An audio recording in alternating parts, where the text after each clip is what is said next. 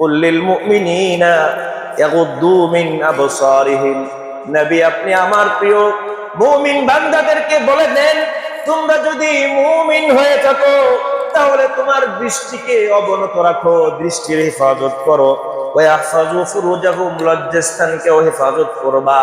তুমি যেখানে সেখানে চোখ দিবা না, যেখানে সেখানে লজ্জাস্থানকে ব্যবহার করবা না। আল্লাহর নবী সাল্লাল্লাহু আলাইহি ওয়াসাল্লাম বলেন, আন-নাজরাতু সাহমুন মাসমুমুন মিন সিহামি ইবলিস। ওই যে আলোচনার শুরুতে আমরা শুনেছিলাম, শয়তান আমাদেরকে জাহান্নামে নিয়ে যাওয়ার জন্য চেষ্টা করে। শয়তান আল্লাহকে বলে এসেছে, আল্লাহ আপনার বান্দাদেরকে ক্বালা ফাবিইজ্জাতিকা লাউযিয়ান্নাহুম আজমাইন, সব বান্দাদেরকে ধরে ধরে জাহান্নামে নিয়ে যাব। আল্লাহর নবী বলেন, এই বান্দাদেরকে শয়তান জাহান্নামে নিয়ে যাওয়ার জন্য এই চোখটাকে ব্যবহার করে। একজন মানুষ যখন চোখ দিয়ে হারাম দেখে, তার অন্তরটা হারামের মধ্যে যুক্ত হয়ে যায়। শয়তান এই নজর দিয়ে, দৃষ্টি শক্তি দিয়ে প্রথমে মানুষকে খারাপের দিকে নেয়, মানুষকে জিনা ব্যভিচারের দিকে নেয়। এই জন্য আল্লাহ বলে দিলেন, ও আমার মুমিন বান্দারা, তোমরা দৃষ্টি শক্তিকে হেফাজত করো, দৃষ্টিকে অবনত রাখো, তাহলে তোমরা লজ্জাস্থানকেও হেফাজত করতে পারবা। ওয়াকুল্লিল মুমিনিনা ইয়াগুদুদনা মিন আবসারিহিম ওয়ায়াহফাজনা ফুরুজাহুন্না ওয়ালা ইউবদিনা যিনাতাহুন্না ইল্লা মা যাহারা মিনহা। আর মুমিন নারীদেরকেও বলে দেন, মুমিন নারীদেরকেও বলে দেন, তারা যেন তাদের দৃষ্টি শক্তিকে, তাদের দৃষ্টিকে তারা অবনত রাখে। ওয়ায়াহফাজনা ফুরুজাহুন, লজ্জাস্থানকে হেফাজত করে। ওয়ালা ইউবদিনা যিনাতাহুন, আর মুমিন নারীরা যেন তাদের সৌন্দর্যকে যেখানে সেখানে প্রকাশ না করে। ইল্লা মা যাহারা মিনহা, তবে হঠাৎ যেটা বের হয়ে যায়, হাত যদি বের হয়ে যায়, এটা ভিন্ন কথা। ওয়ায়াহফাজনা ফুরুজাহুন্না ওয়ালা ইউবদিনা যিনাতাহুন্না ইল্লা মা যাহারা মিনহা ওয়ালইয়াদরিবনা বিখুমুরিহিন্না আলা জুয়ুবিহিন। আর আপনি মুমিন নারীদেরকে বলে দেন, তারা যেন তাদের ওড়নাটা ঘাড়ের মধ্যে এবং বুকের মধ্যে দিয়ে রাখে। তার মানে মুমিন নারীরা যেন পর্দা করে চলে। শয়তান আমাদেরকে শেখায় পর্দা করা লাগবে না। আল্লাহ কোরআনের মধ্যে বলেন পর্দা করা লাগবে। ও মুমিন, পর্দা যদি না করো তাহলে শয়তান তোমাদেরকে জিনার দিকে নিয়ে যাবে। পর্দার হুকুম যদি না মানো তাহলে 11 বছরের মেয়ে বয়ফ্রেন্ডের সাথে পালিয়ে যাবে। কল্পনা করা যায় 11 বছরের একটা মেয়ে পালিয়ে যায়? এটা কি কখনো কল্পনা করেছেন আপনারা? কেন? এই সহশিক্ষার কারণে। কিসের কারণে? সহশিক্ষার কারণে। আপনি কিছু মনেই করছেন না, কিছু মনেই করছেন না এটাকে। একটা ছেলে একটা মেয়ে আপনি বানিয়েছেন না আল্লাহ বানিয়েছেন? আপনি বানান নাই, জন্ম দিয়েছেন। আল্লাহ বানিয়ে বলছে খবরদার এই দুটা আলাদা আলাদা রাখবা, দূরে রাখবা, এক জায়গায় রাখলে সমস্যা হবে। এমনকি দৃষ্টিকে অবনত রাখবা, একজন আরেকজনের দিকে তাকাইবা না, সমস্যা হবে। একথা কার? আপনি বলেন সমস্যা নাই, কিচ্ছু হবে না। আপনার ছেলেকে, আপনার মেয়েকে আপনি সহশিক্ষার মধ্যে দেয়া দিলেন, শেষমেশ কি হলো? যেটা হওয়ার তাই হচ্ছে। আপনি খোঁজ নিয়ে দেখেন 6, 7, 8, 9 এর ছেলে মেয়েরা কি করছে, খোঁজ রাখেন। এই যারা সন্তানকে এরকম সহশিক্ষার জন্য দেয়, ওরা নিজেরাও এগুলো করে এসেছে, এই জন্য কিছু মনে করে না, কিছু মনে করে না। আর যদি সন্তান নিজের লজ্জাকে বলি দিয়ে কোরবানি করে যদি বাবা মায়ের সামনে বলে, 17 বছরের ছেলে যদি বলে আব্বা আমাদের বিয়ে করায় দেন, এর থেকে লজ্জার কথা আর আছে? বলেন। 15 বছরের মেয়ে যদি বলে আব্বা আমার বিয়ের সময় হয়েছে, আমাকে বিয়ে করিয়ে দেন, বিয়ে দিয়ে দেন, এর থেকে লজ্জার আছে? আমরা লজ্জা পাই। অথচ অসংখ্য অগণিত ঘটনা এমন ঘটছে, 13, 14, 15, 16 বছর এরকম বাচ্চা বাচ্চা ছেলে মেয়েরা অপকর্ম করছে, ব্যভিচার করছে। ওই আমাদের তো লজ্জা লাগে না? কিন্তু লজ্জা লাগে কখন? যখন তারা বিয়ার কথা বলে। অথচ আল্লাহ বলছে ওয়ানকিহুল আয়ামা মিনকুম ওয়াস-সালিহিনা মিন ইবাদিকুম ওয়া ইমাইকুম, এরে তোমাদের মধ্যে যাদের বিবাহ হয় নাই ওদেরকে বিবাহ করিয়ে দাও। এই যে 18-22 বয়সের সময় সীমা আল্লাহ দিয়েছেন, নবী দিয়েছেন, কে দিয়েছে? শয়তান দিয়েছে।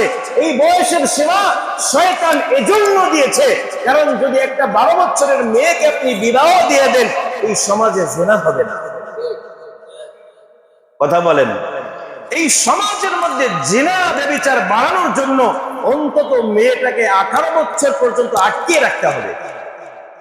কারণ তার যখন যৌবনের অনুভূতি চলে এসেছে, তখন একজন মানুষের যদি সকালবেলা, যারা আপনারা খেয়ে এসেছেন, সকালবেলা খান নাই, যারা খেয়ে এসেছেন অথবা দুপুরে গিয়ে খাবেন, ক্ষুধা লাগলে আপনাকে যদি ওয়াজ করা হয় কোরআনের আয়াত দিয়ে আর হাদিস দিয়ে, পেট ভরবে?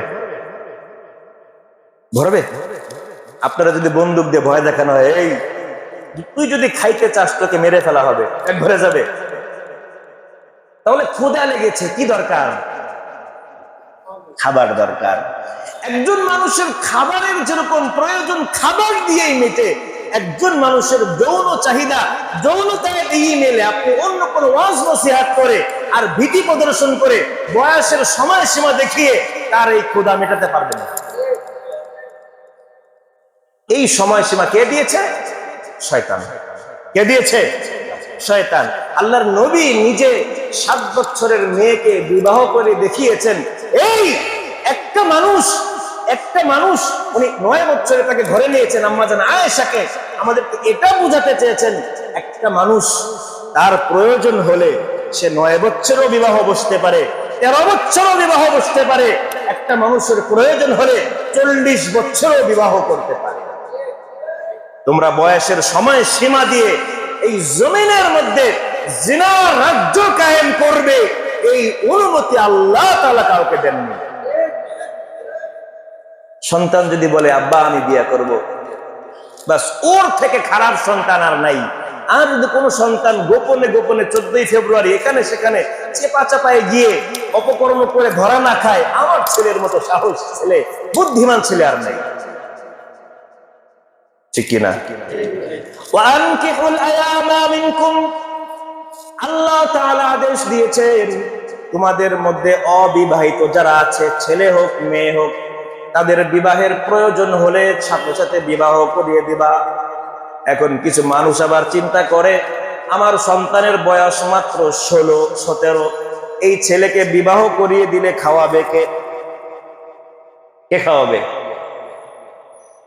এই প্রশ্ন আছে না নাই? এই খাওয়ানোর দায়িত্ব কার? ওমা মিন দাব্বাতিন ফিল আরদি ইল্লা আলাল্লাহি রিজকুহা ওয়া ইয়ালামু মুস্তাকাররাহা ওয়া মুস্তাওদাআহা। দুনিয়ার মধ্যে যা কিছু আছে, দুনিয়ার মধ্যে সমস্ত জিনিসের দায়ভার আল্লাহ তাআলা নেন নাই, কিন্তু আপনার খাবারের দায়িত্ব একমাত্র নিয়েছেন আল্লাহ। শুধু মানুষকেই খাওয়াবেন এরকমও না, আপনার সামনে অবলা জন্তুগুলো যে ঘোরে, এই যে একটা কুকুর সোনালী ব্যাংকে চাকরি করে, কুকুররা কোন ব্যাংকে চাকরি করে? চাকরি করে না? তাইলে আপনাদের সামনে রাস্তার মধ্যে কত বিড়াল দেখা যায়, এরা সরকারি চাকরি করে না বেসরকারি চাকরি করে? এই কুকুর বিড়াল না খেয়ে মরে যায়? মরে? কেন মরে না? কেন মরে না? কেন? আল্লাহর নবী বলেন, তোমরা যদি সত্যিকার অর্থে আল্লাহর উপরে ভরসা করতে পারতে, তাহলে তোমাদেরকে আল্লাহ তাআলা পাখির মতো খাওয়াতেন। এরা ক্ষুধা পেটে বের হয়, আবার সন্ধ্যার সময় পেট ভরে ঘরে ঢোকে। আমরা আল্লাহকে বিশ্বাস করি না, এটা বাস্তব কথা। আল্লাহ যে আমাদের খাওয়ানোর দায়িত্ব নিয়েছে এটা আমরা বিশ্বাস করি না। বলেন একজন দাঁড়িয়ে বলে আমি বিশ্বাস করি, খবর নিয়ে দেখা যাবে আপনার পরিবারে এমন কেউ আছে যার বিবাহ দরকার কিন্তু বিবাহ দিচ্ছেন না। কেন? বয়স কম। ও যখন সেলফ ডিপেন্ডেন্ট হবে, কি হবে? সেলফ ডিপেন্ডেন্ট করে সর্বনাশ। একটা ছেলে সেলফ ডিপেন্ডেন্ট হওয়ার জন্য 35-40 বছরও তো লেগে যায়। এই যে 35 বছর পর্যন্ত ওর যে যৌন ক্ষুধাটা, এটা কি দিয়ে মিটাইছে? ও যতবার গুনাহ করেছে, যতবার পরনারীর দিকে দৃষ্টি দিয়েছে, আপনি তার বিবাহ আটকে দেওয়ার কারণে প্রত্যেকটা গুনাহের একটা অংশ আপনার আমলনামায় দিয়েছে। খাওয়াবে কে?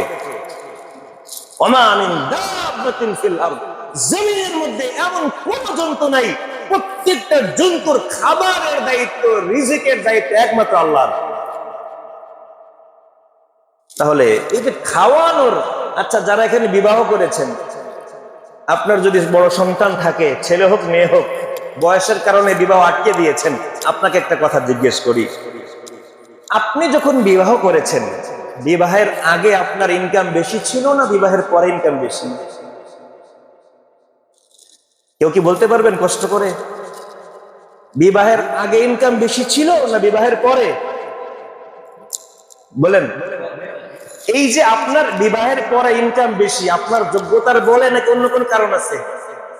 যোগ্যতার কারণে? আপনারা যে আপনার সন্তানকে বিবাহ আটকে দিয়ে গুনাহ করাচ্ছেন, এই ব্যাপারে আল্লাহ কি বলে জানেন? এই ইয়াকুনু ফুকারা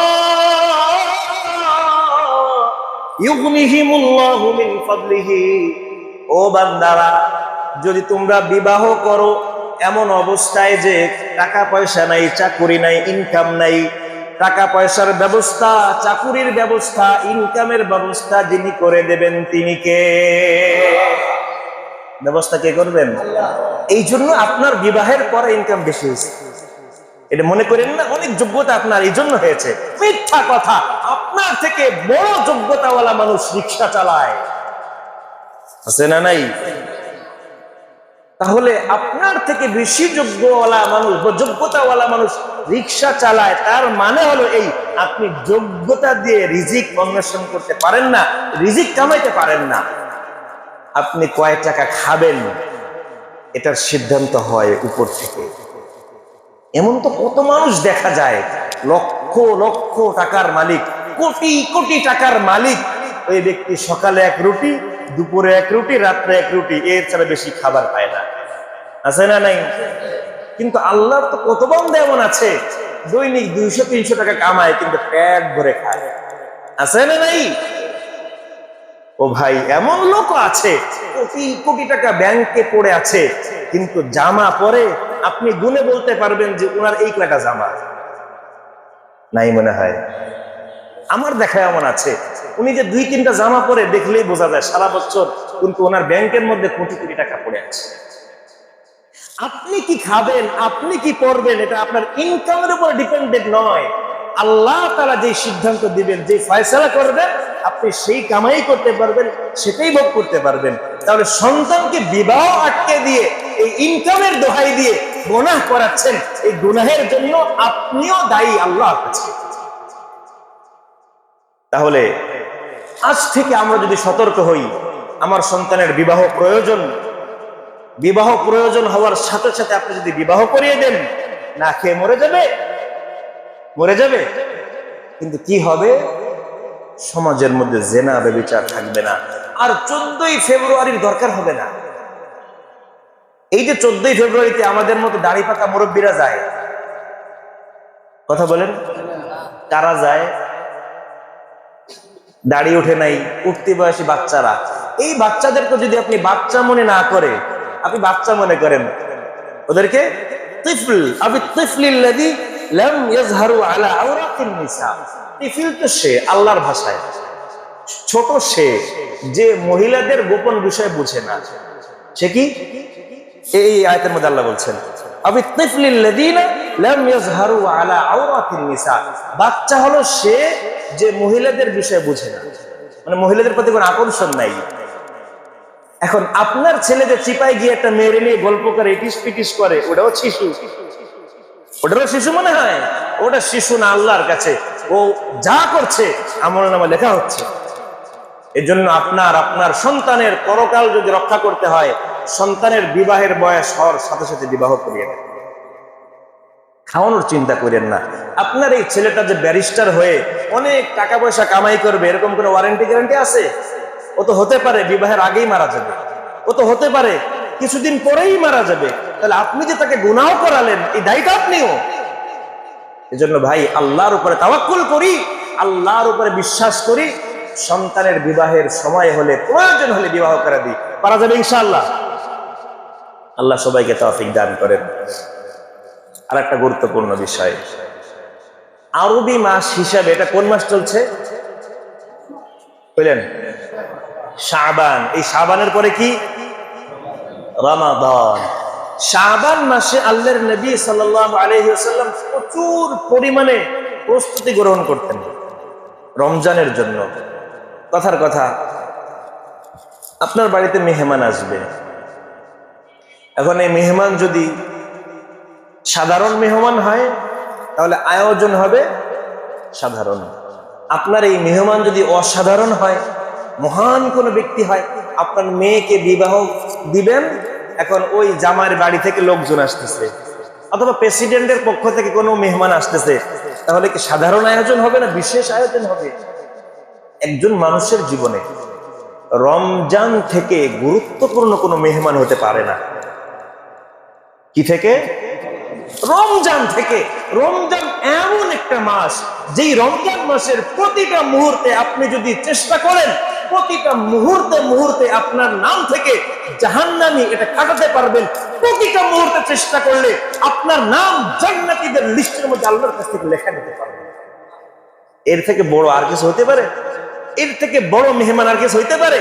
এই জন্য আল্লাহর নবী রমজানের আগে শাবান থেকে প্রচুর পরিমাণের চেষ্টা মুজাহাদা শুরু করতেন।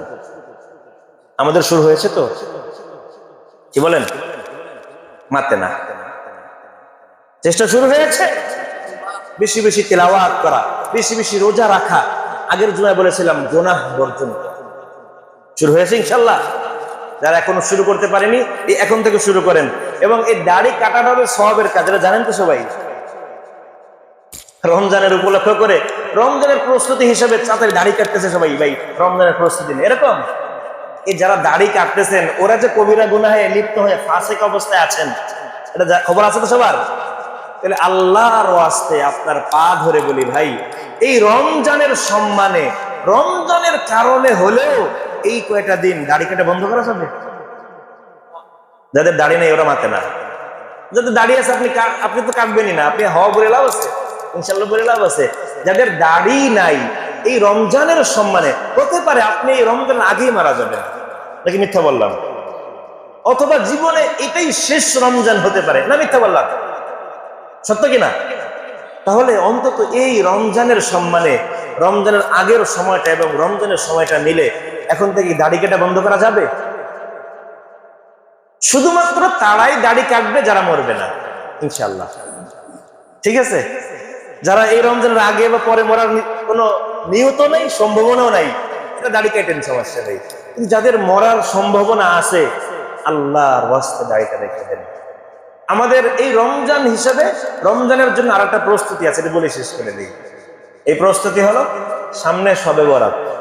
এই শবে বরাতে আমরা মিলাদ মাহফিল করব, সাল্লাল লাগাবো, এরপরে সিন্নি রুটি যেটা বেলানোর বেলাবো, এরপরে মসজিদে এশারের পরে লম্বা বয়ান হবে, বয়ানের পরে ইমাম সাহেব কন্ট্রাক্টরি নিয়ে সবাই জান্নাতে পাঠায় দিয়া মিষ্টির পোটলা দিয়ে আমাদেরকে বাড়িতে পাঠায় দেবে, যাও তোমরা এখন জান্নাতি মানুষ, আর তোমাদের কোনো কষ্ট করা লাগবে না।